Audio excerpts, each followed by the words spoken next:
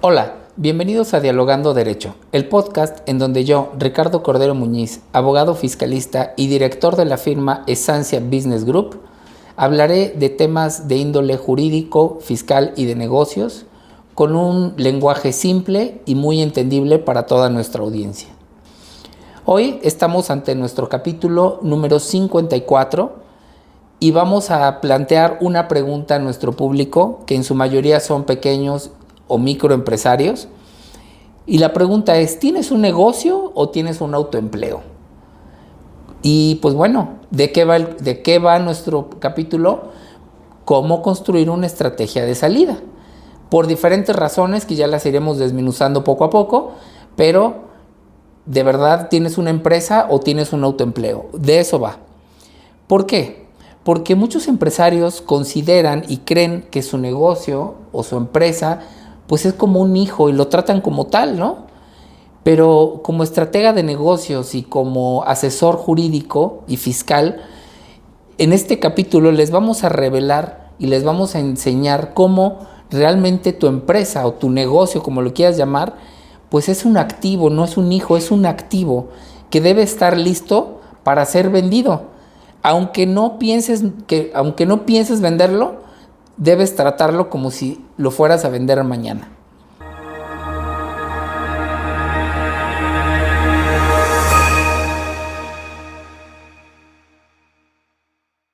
Vamos a tratar de cambiar nuestra mentalidad en este capítulo y vamos a pensar en la mentalidad del inversionista y en la mentalidad del empresario. Y en estos dos papeles vamos a estar jugando o vamos a estar platicando para que estén bien concentrados escuchando nuestro capítulo. Pues bueno, nuevamente bienvenidos a nuestro capítulo número 54.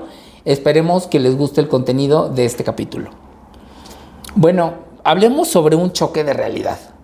Si tu negocio no puede funcionar más de 3 meses sin ti, pues no tienes una empresa. Tienes un trabajo muy demandante, querido amigo, querido radioescucha, podescucha.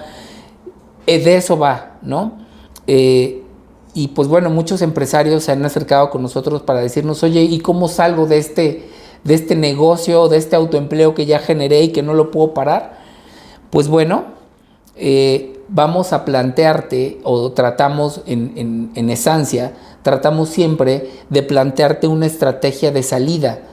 No importa la edad que tengas, no importa si tienes 30, 60 u 80 años, la idea siempre es la misma, ¿ok? Pues bueno, la idea evidentemente no es rendirse ni quebrar, sino es diseñar que tu empresa, desde hoy, desde el día que me estés escuchando, pueda ser vista por un tercero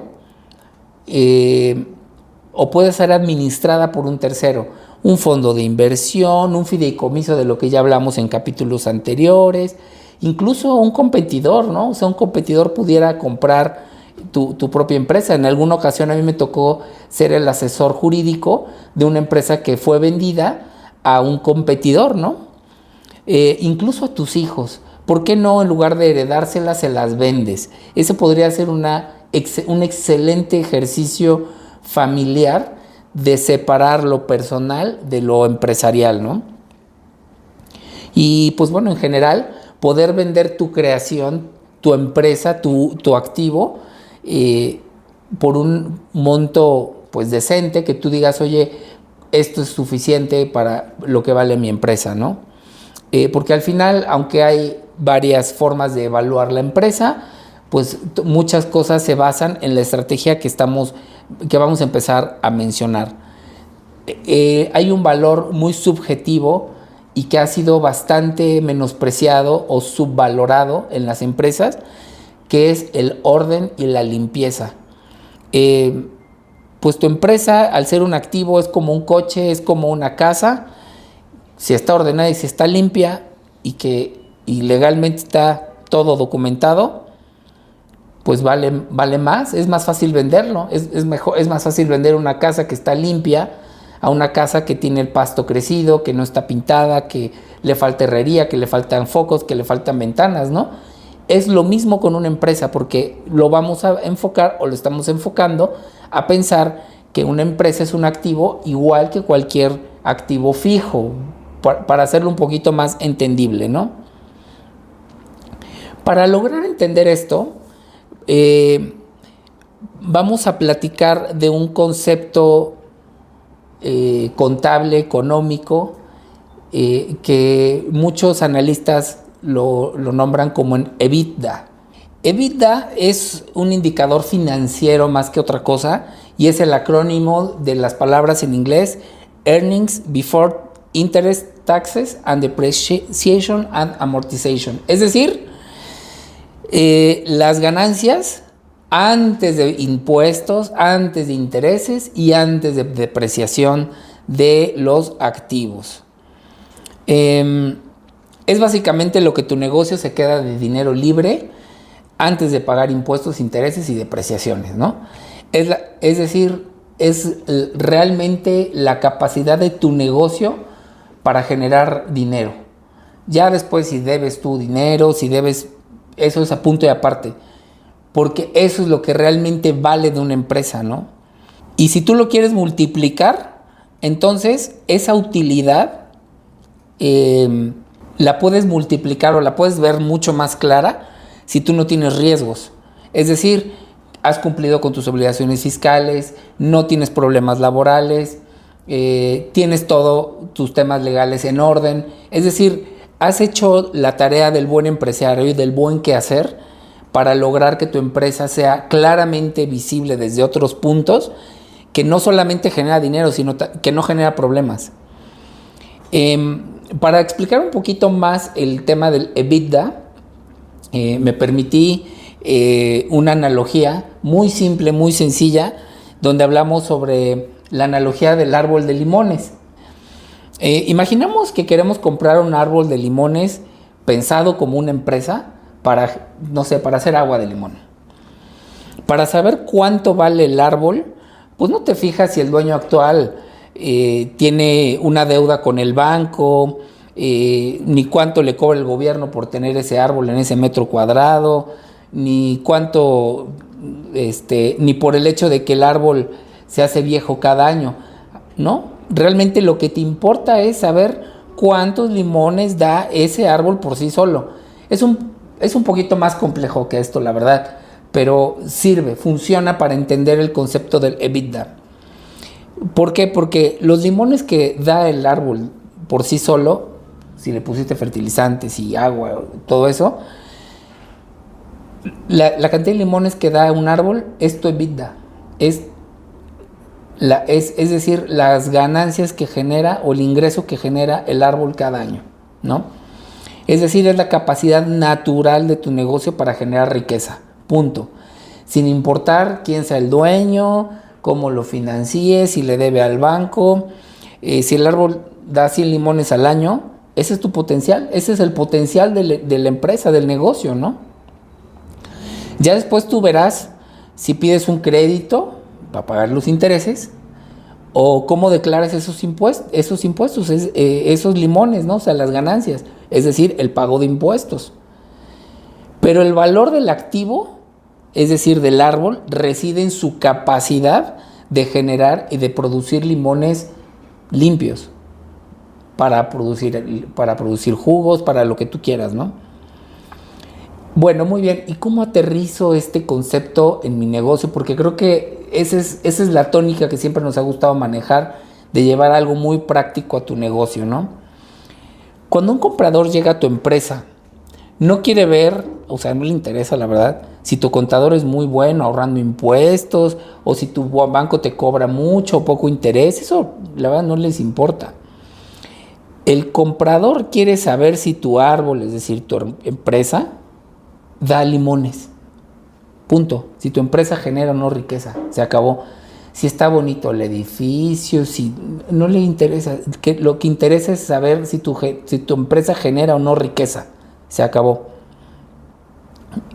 Por eso, cuando nos enfocamos en limpiar tus finanzas y quitamos esos gastos que no tienen que ver con la empresa, con la operación, entonces, pues lógicamente, este indicador financiero pues va a subir y va a subir la cantidad de limones que se producen, entonces sube el precio y el valor de tu empresa. De eso se trata.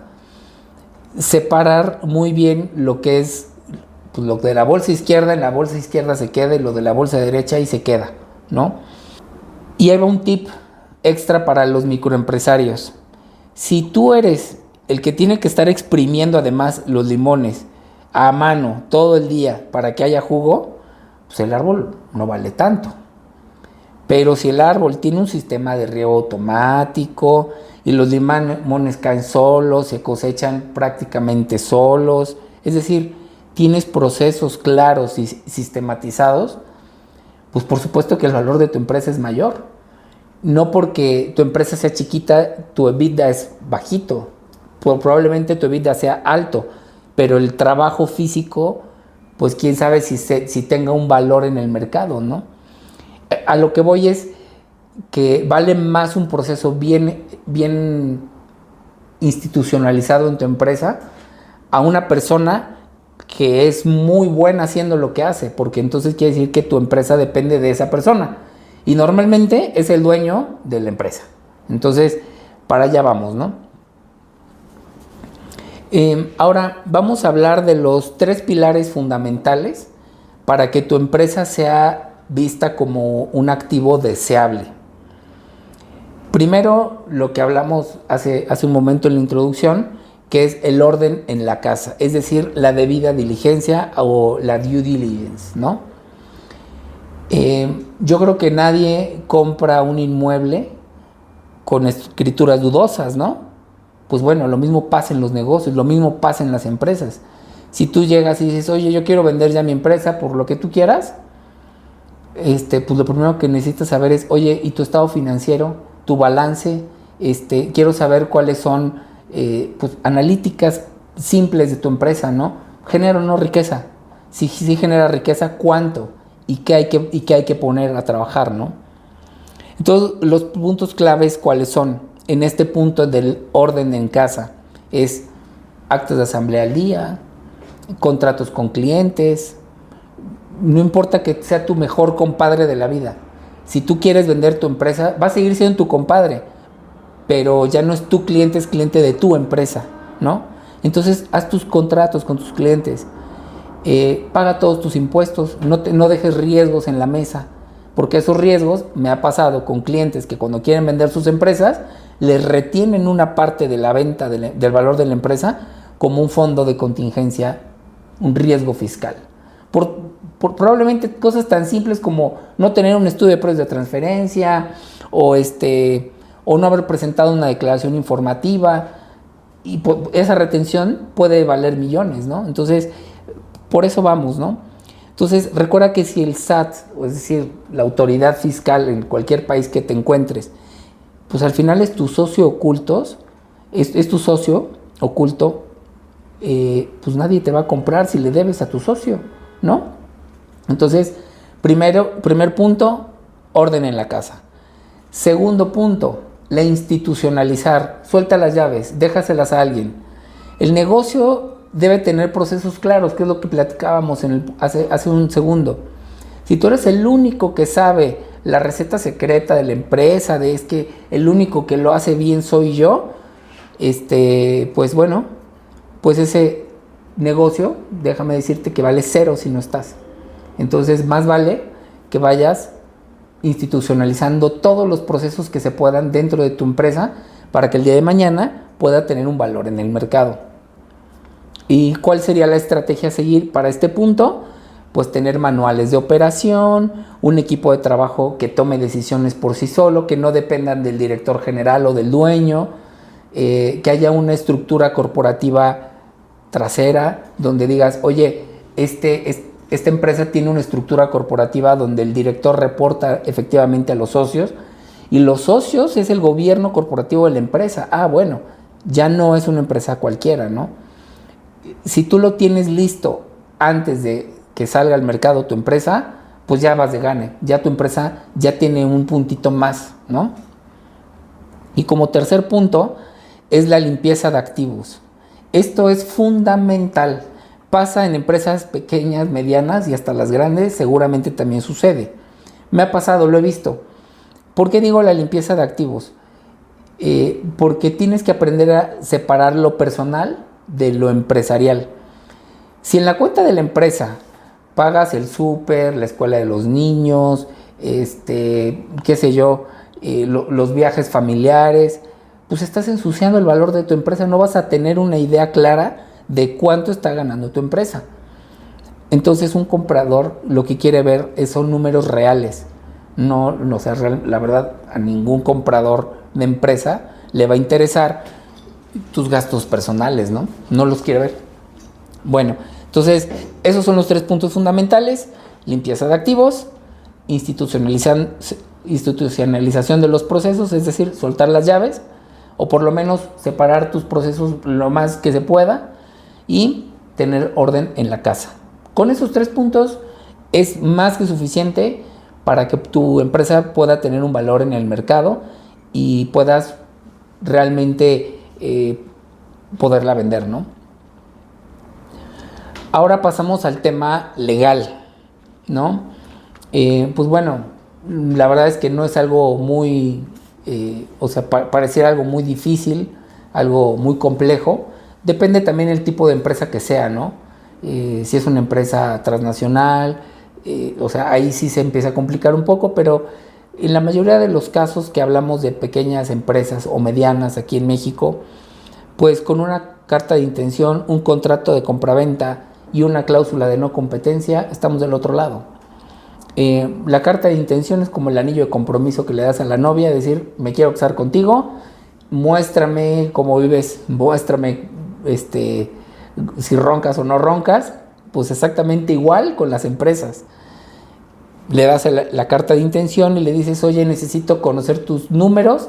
El EBITDA, que es lo que hablábamos, es lo que va a buscar el que va a comprar, la persona que va a tomar la decisión de compra, se va a basar en el EBITDA que tú le des, ¿ok?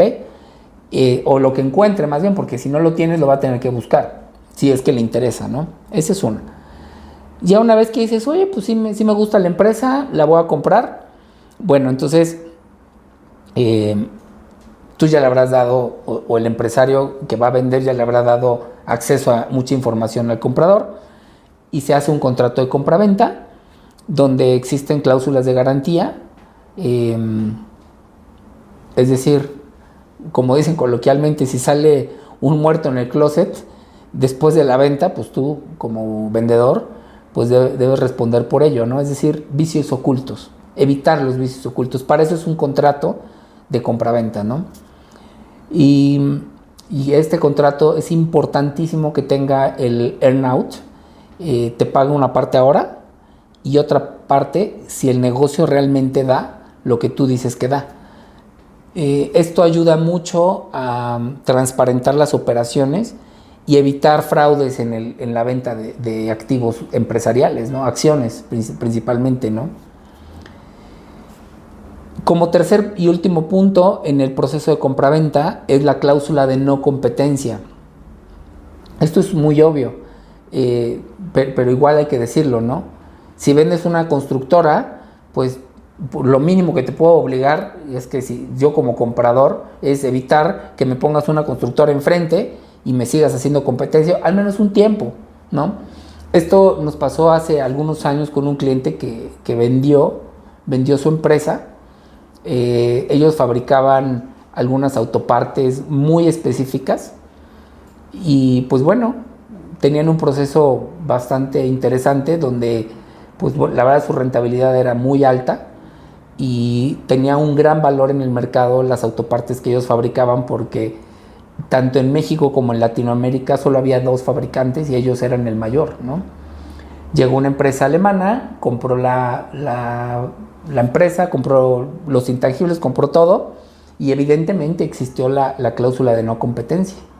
Pasaron, y esa cláusula era por 10 años. Ya pasando los 10 años, pues este cliente me vino a buscar, me dijo, oye Ricardo, ya pasaron los 10 años de la cláusula de no competencia. Quiero hacer algo parecido porque hay tecnología nueva que podemos aprovechar para hacer todavía más eficiente el proceso. O se los vendo el proyecto, ¿no? O sea, el proceso. Le dije, pues Yo creo que pues, si ya venció tu cláusula, lo puedes hacer si tú quieres hacerlo, ¿no? Lo hizo, la verdad esta empresa lo hizo. Este empresario pues ya un poco mayor de edad, pero aún así lo hizo junto con sus hijos, derecha la flecha, se lo dijo al que le había comprado, le dijo, oye, mi cláusula de no competencia ya venció hace un año, porque dejó todavía pasar un año de colchón el señor, en lo que hacía todo el tema legal, y le dijo, te aviso que voy a poner una empresa enfrente, no voy a fabricar exactamente lo mismo, pero quiero que sepas que lo voy a hacer. Y pues bueno, la otra empresa pues nunca contestó nada, ni sí ni no, pero ya estaba informada, ¿no? ¿Por qué? Pues porque evidentemente ya la cláusula de no competencia ya había expirado, ¿no? Ya no hacía efecto, ¿no? Ya esta empresa alemana ya tenía la forma de crear o de seguir haciéndose grande, ¿no? Y bueno, ¿y cómo me quedo con más dinero? Porque evidentemente, si ya quiero vender, ya vendí mi empresa, pues llega aquí un socio incómodo que no tiene cara, no tiene rostro, pero cobra bastante bien, que se llama los impuestos. Básicamente hay dos formas de vender una empresa. O vendes todos los activos, uno por uno, o vendes las acciones de la sociedad. O sea, no hay más. La verdad es que yo siempre recomiendo la enajenación de acciones. Es un proceso que está reconocido en el Código Fiscal de la Federación, en todos los ordenamientos legales de México y supongo de todo el mundo, están provistos de esa manera, ¿no? ¿Cuál sería la ventaja de poder vender acciones? Pues bueno, que es un proceso mucho más rápido, es ágil. Hay muchos activos que pasan de nombre de un día a otro sin necesidad de un estudio, es decir, lo haces rápido. Y evidentemente, cuando tú enajenas acciones, pues sí hay una retención de impuestos, ¿no? Hay por ahí una cláusula, hay un párrafo en el texto de la ley que dice, puedes evitar esa retención de IES, de impuesto sobre la renta, en la enajenación de acciones, siempre y cuando estés auditado por un contador público y tú le releves de esa obligación al comprador y le digas, oye, no me retengas, traigo pérdidas, yo voy a presentar una declaración y aquí está mi contador público registrado y él va a dictaminar toda la operación. Solo así es como te evitas esa retención. De mis primeros casos legales fueron estos, porque hubo un problema dentro del dictamen, que ni siquiera fue un problema, más bien fue un malentendimiento por parte de la autoridad de lo que había ocurrido en la enajenación de acciones. Nos fuimos a juicio y lo ganamos. Eran varios los socios, eran 5 los socios, fueron 5 juicios diferentes, todos los ganamos porque había un malentendimiento por parte de la autoridad, ¿no? Evidentemente dijo, oye, esta enajenación de acciones que fue por tantos millones, no es posible que me pagues así. Lo que pasa es que el contador público registrado que dictaminó la operación aplicó pérdidas que traían atrasadas, ¿no? Entonces, sí cumplieron con los requisitos, pero pues a la autoridad no le gustó, ¿no? Lo llevamos a juicio y lo ganamos, ¿no? Y si tú te dedicas a vender activos, pues entonces tienes que vender la silla, el vehículo, el inmueble, cada uno por separado y cada uno con sus propias complejidades. Ejemplo, si vas a vender el inmueble, tienes que hacer la enajenación del inmueble, el traslado de dominio, el pago del impuesto. O sea, la verdad es que sí se vuelve mucho más complejo. Y pues bueno, yo siempre recomiendo que se haga a través de la enajenación de acciones, porque automáticamente pues no tienes que cambiar de nombre el inmueble, no tienes que cambiar de nombre la silla o el cable que alimenta la energía eléctrica de la oficina o del edificio. Queda nombre de la misma empresa, solamente que el dueño de la empresa, el dueño del mando, el dueño del volante, pues es otro.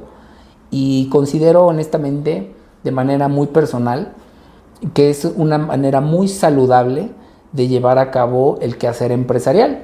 Porque entonces como empresario te empiezas a cuestionar muchas cosas que no te habías cuestionado antes por estar inmiscuido en la operación diaria de que tu empresa dependa de ti. Y esto lo llevo a un tema de reflexión ya personal para que todos los empresarios que nos están haciendo favor de seguir esta charla o este monólogo, porque no es charla, es este monólogo, pues bueno, reflexionen un poco y digan, oye, a ver, puedan hacer un alto, y eso a mí me daría por bien servido. Y pues bueno, como mensaje final, bueno, me falta una parte que hablemos del costo fiscal. Pues básicamente es el 20% de retención, y lo demás pues lo vas a calcular en tu declaración anual, dependiendo de cuánto haya sido, 30 hasta 35% de impuestos sobre la renta. Y es importante ver porque aquí voy a hacer un paréntesis un poquito, no largo, pero sí decirles, oye, ¿cómo le demuestro a la autoridad que si a lo mejor ahorita estoy recibiendo 50 millones de pesos, pues solamente le voy a pagar por 10? ¿Cómo se lo demuestro? Si no tengo documentado nada de que compré activo, de que compré... No tengo nada. Pues para eso es importantísimo tener documentado absolutamente todo en tu empresa, para saber cuánto vale tu negocio. Bueno, pues los activos fijos o los intangibles o todo lo que lleva tu empresa vale X y ya se pagó por eso. Bueno, y a lo mejor eso vale 40 millones. Pero estoy vendiendo en 50, autoridad, estoy vendiendo en 50, te pago impuestos por 10. De ahí la importancia de tener todo documentado. Este es como el punto final, porque pues recordemos que yo soy abogado fiscalista. Para mí lo más importante es buscar la optimización de tu empresa y de los impuestos. Te estoy diciendo, paga los impuestos que debes pagar. Pero ¿qué pasa si tú recibes los 50 millones y no le puedes demostrar a la autoridad que tú ya pagaste por los otros 40? Que tu empresa valía 40 y que ya habías pagado impuestos por esos 40, pues ¿qué crees? Te tengo la mala noticia que vas a tener que pagar impuestos por los 50. Entonces, pues yo les invito a todos a que busquen a su asesor de confianza, a que tú construyas como empresario tu empresa como si la fueras a heredar mañana a tus hijos. No importa si no la heredas, no importa, pero tenla lista, como si la fueras a vender mañana. Si mañana llega y diga, oye, te quiero comprar tu empresa de pintura, de construcción, de servicios, de lo que tú quieras, tengas todo listo para decirle, va, te la vendo, ¿no? De eso se trata. Aunque nunca lo hagas, aunque tu idea sea heredarla a tus hijos, porque es que fue el fruto del trabajo de tu bisabuelo, está bien. Nada más que creo que si tú estás escuchando esto, hazte cargo, hazte responsable y llévalo al siguiente nivel. Y esto pues evidentemente también te habla de paz mental. Tener una estrategia de salida de tu empresa, es decir, de decir, ya no quiero más, te da mucha paz mental de decir, oye, hay un punto donde yo puedo decir, ya no quiero más, ya quiero salirme de la empresa, ¿no? Y puedo decidir si la vendo, si no la vendo, si me la quedo, si sigo trabajando, si la vendo pero la sigo viendo desde afuera. Te dan muchas opciones para decidir como persona, independientemente de ser empresario, ¿no? Es decir, el que tiene un negocio, una empresa ordenada, decide cuándo irse o cuándo quedarse. Y pues quien tiene el desorden en casa, pues una de dos, o te obligan a bajar la cortina o te obligan a quedarte hasta que te mueras. Entonces, pues ya tú elegirás, ¿no? Hace tiempo nos llegó un cliente, por ahí del 2014-2015, que pues él decía que tenía su empresa en orden, que estaba listo para vender, que el comprador estaba listo, que ya había revisado, que ya, bueno, le había dado el anillo de compromiso y demás. Pero, oh sorpresa, la empresa le iban a vender por 10 millones de pesos mexicanos. Una cantidad aparentemente modesta. Sin embargo, en activos había pues no más de 3 millones y medio de pesos. Demostrables, ¿no? Evidentemente. Y dijo, no, ya habían pues pactado un precio y pues la otra empresa dijo que sí la quería porque era la competencia, ¿no? Dijo, bueno, nada más quiero revisar temas puntuales ya antes de firmar el contrato, ¿no? Pues ya tenían hasta el contrato hecho. Se empezaron a dar cuenta que la empresa traía temas legales graves con clientes y con proveedores. Y no graves en el tema de que debieran dinero o que los clientes estaban a punto de irse. No tenían contratos. Mucha de la operación dependía todavía del dueño. Tenían un pasivo laboral importante que todavía no estaba, digamos, en la mesa, pero ya las demandas estaban muy avanzadas, ¿no? Bueno, al final terminaron cerrando la venta en 6 millones de pesos. Es decir, perdieron 4 millones solo por no tener documentada el tema legal. Ustedes dirán, oye, mi abogado me cobra mucho, me cobra poco. Depende, la respuesta es depende, ¿no? Ahí, en este tema, pues costó dinero el desorden, ¿no? Entonces, se los dejo como una reflexión. Y si quieres saber cuánto vale realmente tu estructura legal, hablemos, búscanos en nuestra página esancia.com, escríbenos a nuestro correo contacto@esancia.com, deja tu información de contacto en algún comentario o mándanos mensaje directo a través de nuestra publicidad en redes sociales. Y pues bueno, muchas gracias por el favor de su atención. Hasta aquí nuestro capítulo número 54. Deseamos que le haya sumado en algo en su vida este capítulo. Y hasta la próxima. Agradecemos también, además del favor de su atención, al equipo de Dimensión 8 por la edición y producción de este programa. Muchas gracias y hasta pronto.